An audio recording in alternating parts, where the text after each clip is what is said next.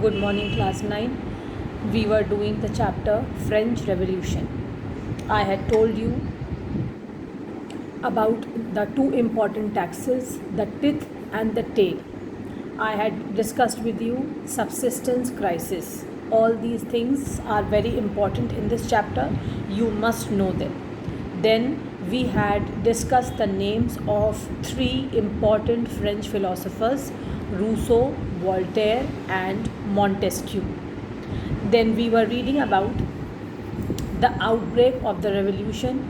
You have studied till now that the ruler of France at this time was Louis XVI. He had imposed taxes on the third estate. The French society was divided into three estates: the first estate, the second estate, and the third estate. First estate comprised of the clergy, the second estate comprised of the nobility, and the third estate comprised of the common people. And they were burdened with the payment of different taxes. The clergy and the nobility enjoyed all the privileges. They did not have to pay any taxes, whereas the common people, the third estate, were burdened with the payment of various taxes. Now let us continue.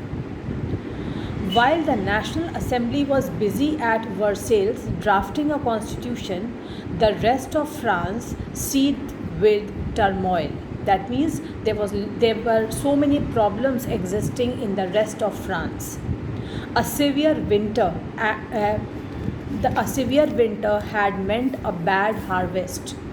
The price of bread rose. Often bakers exploited the situation and hoarded supplies. That means they stocked the bread, which was an essential item, and the prices of bread also rose rapidly. After spending hours in long queues at the bakery, crowds of angry women stormed into the shops. At the same time, the king ordered troops to move into Paris. On 14 July, the agitated crowd stormed and destroyed the Bastille. In the countryside, rumors spread from village to village that the lords of the manor had hired bands of brigands who were on their way to destroy the ripe crops. Caught in a frenzy of fear, peasants in several districts seized hoes and pitchforks and attacked chateaux. Chateaux is the castle or stately residence belonging to the king or a nobleman. The meaning of manor is also given here. An estate consisting of the lord's lands and his mansion. Mansion means palace. That estate, that area where the king's lands and his palace existed, it was called as manor, M-A-N-O-R. They looted, hoarded grain and burnt down documents containing records of manorial dues. Various dues were taken by the lords of manor. So a record was maintained of all these manorial dues. A large number of nobles fled from their homes, many of them migrating to neighboring countries. Faced with the power of his revolting subjects, Louis XVI finally accorded recognition to the National Assembly and accepted the principle that his powers would from now on be checked by a constitution. Now this line is important. I am reading this again. Faced with the power of his revolting subjects, Louis XVI finally accorded recognition to the National Assembly. Remember, last time we had studied that the people of the third estate had declared themselves a National Assembly, and this National Assembly was given recognition by Louis XVI finally, and accepted the principle that his powers would from now on be checked by the constitution. The newly elected constitution would keep a check on the powers of Louis XVI. On the night of August 4, 1789, the assembly passed a decree. Assembly here means National Assembly.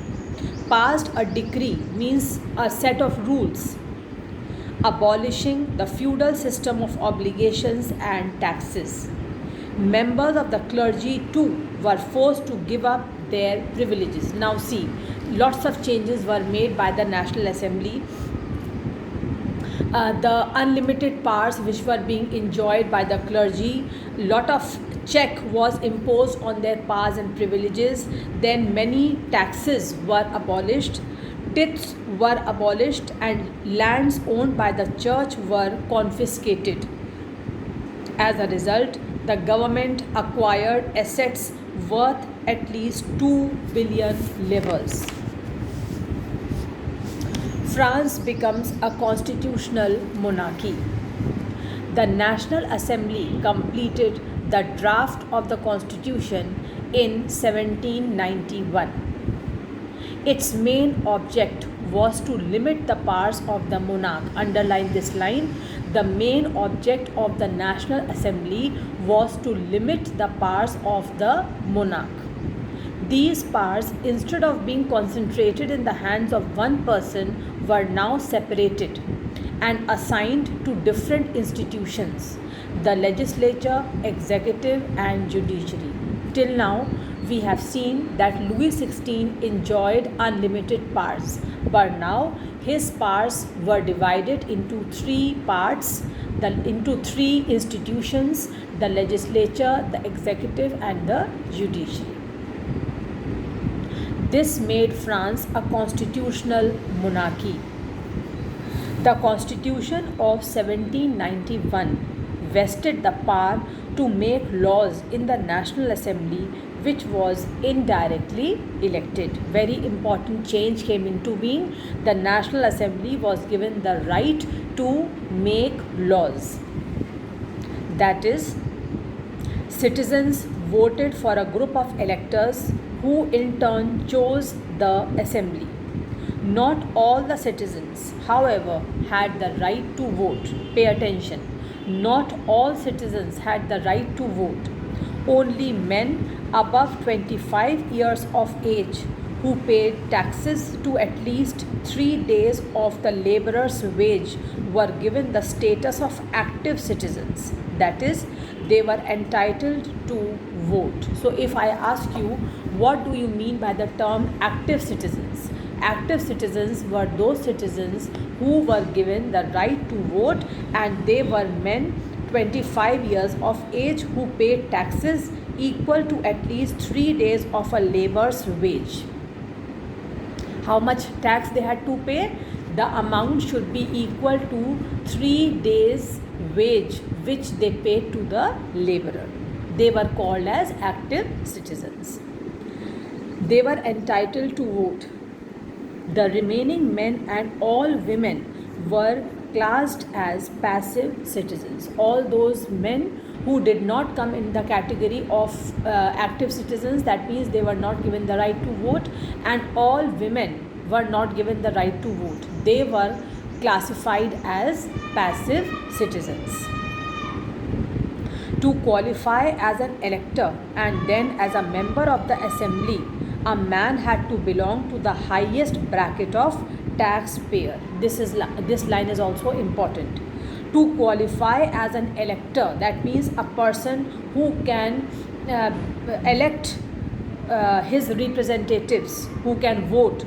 And then as a member of the assembly, if a person wanted to be an elector, that means he had the right to vote to elect his representative. And if a person wanted to be a member of the National Assembly, then what was the criteria? He should be a man belonging to the highest bracket of taxpayers. That means he should be one of those citizens who paid highest taxes. The Constitution began with the Declaration of Rights of Man and Citizen. Underline this line. The Constitution began its work with the Declaration of Rights of Man and Citizen. Rights such as, underline all this, rights such as right to life, freedom of speech, freedom of opinion, equality before law were established as natural and inalienable rights. Inalienable rights means those rights which nobody can take from any individual. Those are such basic rights which nobody can take from any person. So, what was done by the Constitution? Rights such as right to life, freedom of speech, freedom of opinion, and equality before law. These were established as natural and inalienable rights. That is, they belong to each human being by birth and could not be taken away.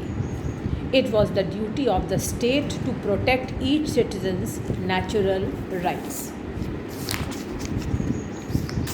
Now come to page 14. France abolishes monarchy and becomes a republic. The situation in France continued to be tense during the following years. Although Louis XVI had signed the constitution, he entered into secret negotiations with the King of Prussia. Rulers of other neighboring countries too were worried by the developments in France and made plans to send troops to put down the events that had been taking place since the summer of 1789. Before this could happen, the National Assembly voted in April 1792 to declare war against Prussia and Austria. Thousands of volunteers thronged from the provinces to join the army. They saw this as a war of the people against kings and aristocracies all over Europe. Among the patriotic songs they sang was the Marseillaise. Underline this, Marseillaise, composed by the poet Roget de l'Isle. It was sung for the first time by volunteers from Marseilles as they marched into Paris and so got its name. The Marseillaise is now the national anthem of France. The Revolutionary Wars brought losses and economic difficulties to the people. While the men were away fighting at the front, women were left to cope with the tasks of earning a living and looking after their families. Large sections of population were convinced that the revolution had to be carried further. As the Constitution of 1791 gave political rights only to richer sections of the society. Now, whenever the term political rights comes, we are talking about right to vote. So, right to vote was given only to the richer sections of society. Political clubs became an important rallying point for people who wished to discuss government policies and plan their forms of action. This is very important. In order to discuss the government policies publicly and to plan their form of action, political clubs were formed.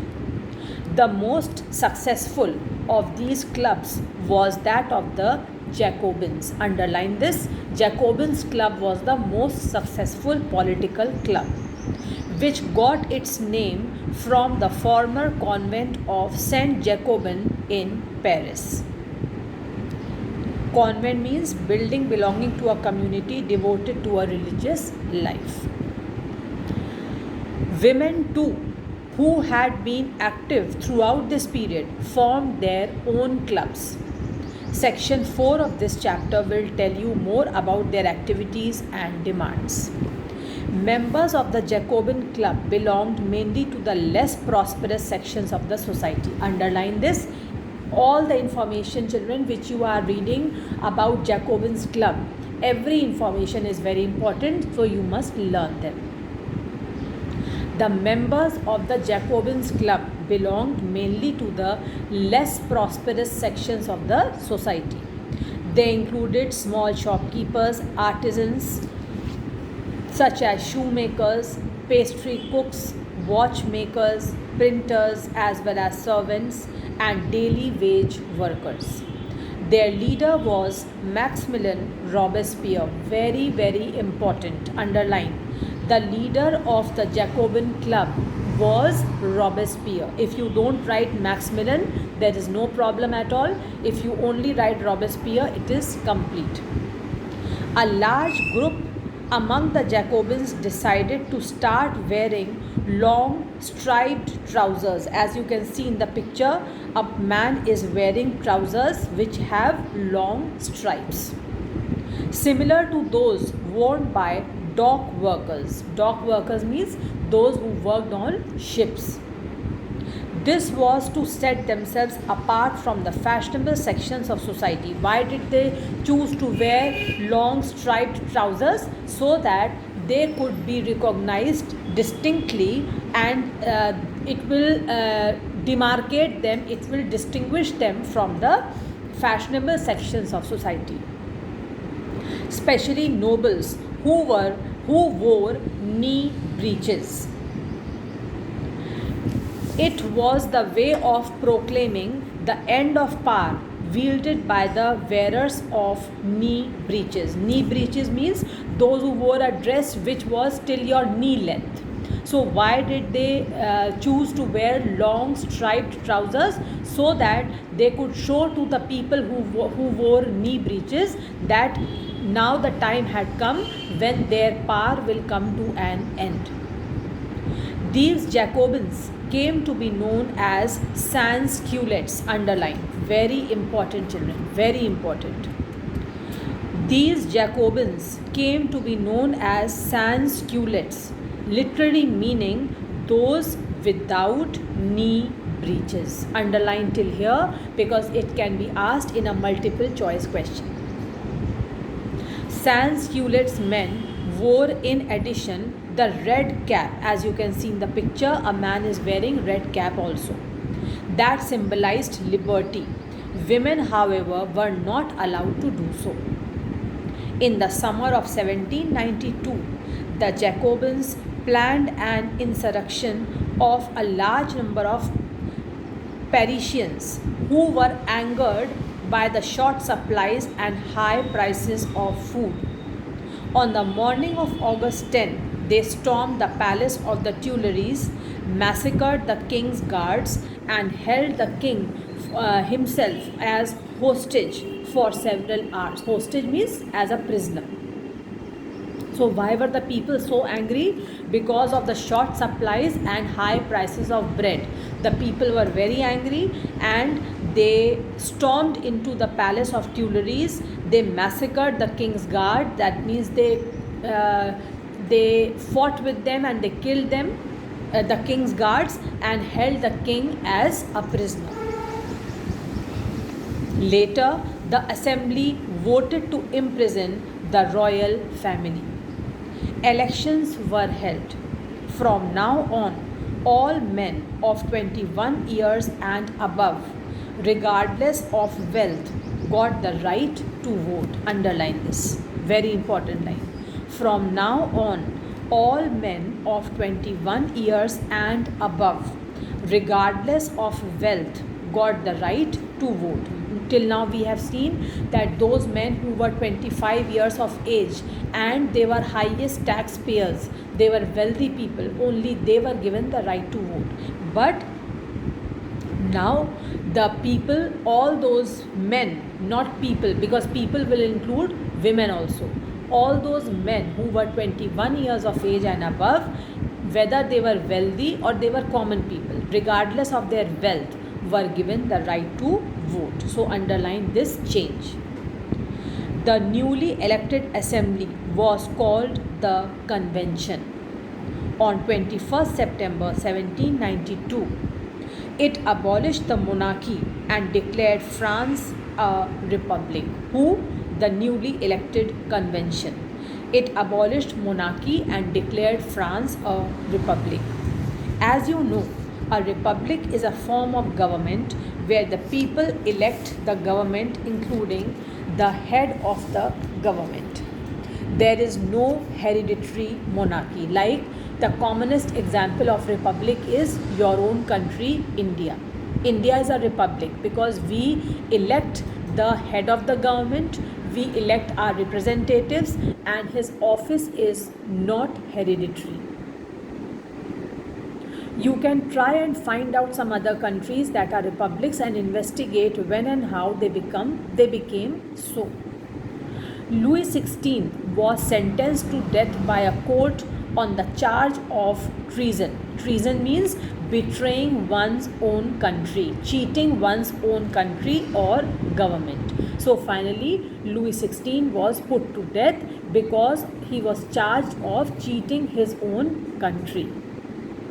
On 21st January 1793, he was executed publicly at the Place de la Concorde. The Queen Marie Antoinette met with the same fate shortly after. The Reign of Terror. Now children, this heading is extremely important from this lesson because often a 3-mark question and a 5-mark question is asked in the exam regarding Reign of Terror. You are asked often in the exam to explain what do you understand by Reign of Terror. The period from 1793 to 94 is referred to as the Reign of Terror. Pay attention, it is not at all difficult, but it is very important for you to understand. Robespierre followed a policy of severe control. Who was Robespierre? The leader of the Jacobin Club. Robespierre followed a policy of severe control and punishment. Pay attention. All those whom he saw as being enemies of the Republic, ex-nobles and the clergy, members of other political parties, even members of his own party, who did not agree with his methods were arrested, imprisoned, and then tried by a revolutionary tribunal. So, punishments were given by Robespierre to all those people whom he considered enemies of the Republic, whether they were ex-nobles, they were clergy, they were members of the political parties, even members of his own party. If anybody disagreed with his methods, then they were punished. If the court found them guilty, they were guillotined. Now, what is the meaning of guillotined? See here, it is written here because this term is also very important from your exam point of view. The guillotine is a device consisting of 2 poles and a blade with which a person is beheaded. There were 2 poles and a blade in between, and the person's head was kept in the center and it was cut. This system was called as guillotine. It was named after Dr. Guillotin, who invented it. Robespierre's government issued laws placed on maximum ceiling on wages and prices. Now here I must tell you what is the meaning of maximum ceiling. Meaning of placing a maximum ceiling is a check on the prices in order to control inflation. A check on prices in order to control inflation. So Robespierre tried to bring equality among the rich and the poor. That is why he made laws issuing a maximum ceiling on wages and prices. That means he did not want the prices and the wages to become very, very high. Otherwise, the common people will suffer. So he issued laws keeping minimizing discrepancies between wages and prices. Meat and bread were rationed. Why it was rationed? Because when rationing is done, things are given to everybody irrespective of the fact that he is rich or poor, he is high or low. Everybody got all those things which were needed in day-to-day life. Peasants were forced to transport their grain to the cities and sell it at prices fixed by the government. Prices were fixed. It also helped to stop cheating. It also helped in controlling the shopkeepers from charging high prices from the common people. Now this was not allowed because prices were fixed by the government. The use of more expensive white flour was forbidden.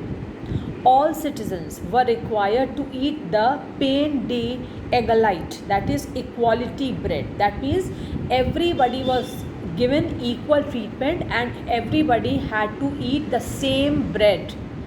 It is not that the rich people could purchase white flour which was more expensive.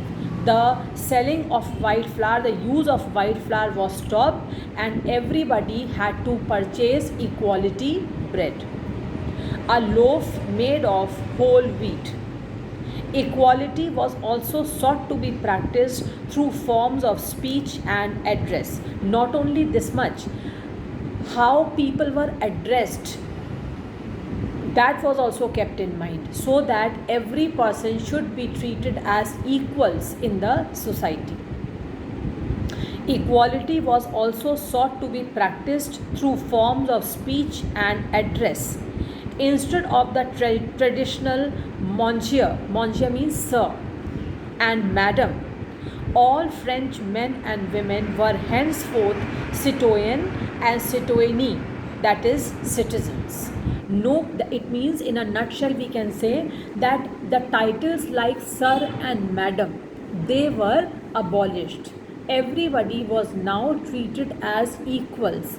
Everybody was regarded as equal citizens. Nobody was sir or nobody was madam.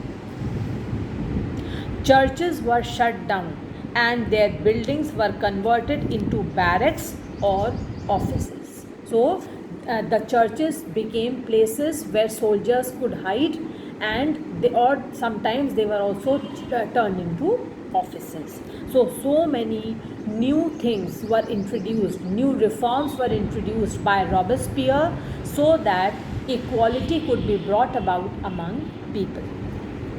Robespierre pursued his policies so relentlessly that even his supporters began to demand moderation. That means his policies were so strict that even those who supported Robespierre, they also wanted some relaxation. Finally, he was convicted by a court in July 1794, arrested, and on the next day sent to the guillotine. So how did Robespierre's life end? Robespierre was arrested and he was sent to the guillotine so that he could be guillotined. Now in our next class we will read A Directory Rules France.